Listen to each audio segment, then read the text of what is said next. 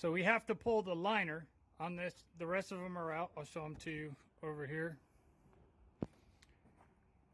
And the liner O-rings only have 30,000 miles on them, but they're trash. Probably because, you know, this is IPD's Clevis style liner. Maybe that's what they do, or maybe they just shove the liners in. I really don't know.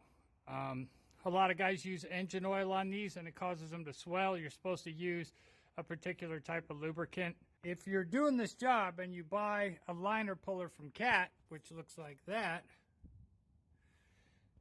this thing's huge. It doesn't look like it, but it's really big and it's really heavy.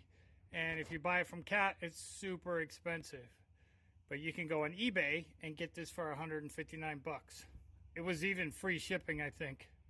And so if you've never done one of these before, just let you pop it up and then you can pull it out by hand.